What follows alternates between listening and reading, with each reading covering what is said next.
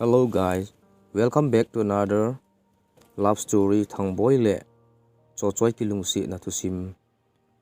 zogam hui fli channel a in se ban chu tun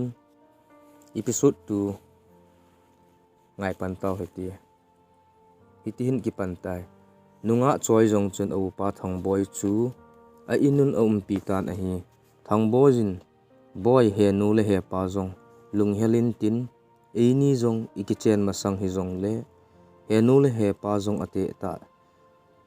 te tan jing mata le ke ho kholangin chi hiti tin alung lai rose kom chun a hin sei pi le alung lai rose in zong hingi merizan chi na ti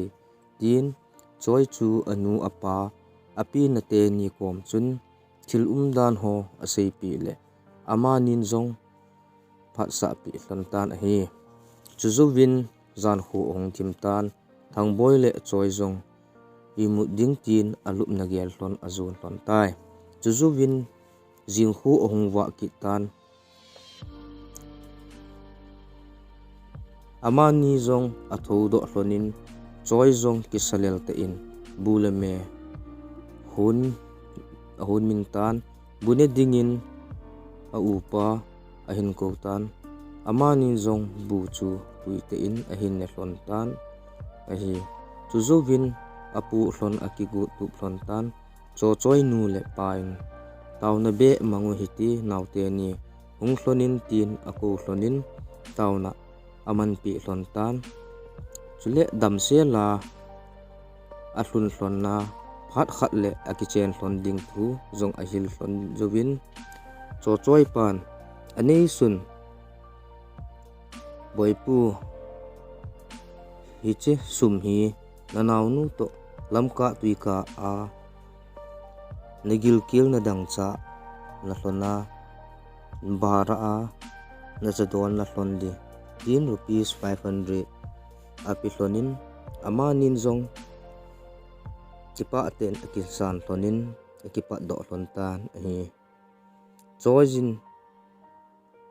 a upa komin he o gari man hitin gari achina ti tin gari chu waiting senin anga hlon tan a hi le gari la ahung mong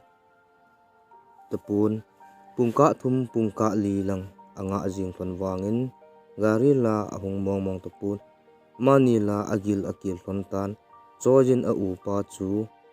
he o kagil akil mong jing tan dukan la ikom velin a umpon ipi iti di hitam tin upa chu adong tan upan zong boy lungkham hi in gen thei te pan pi pathin a nai tin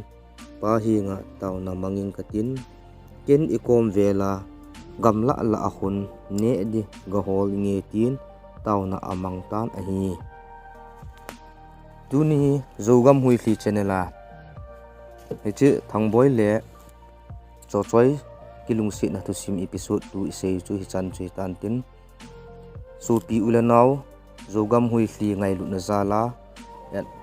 zogam in sung mi kalai zon cheng ho che tu sim ngei hi zong le nin a chai chan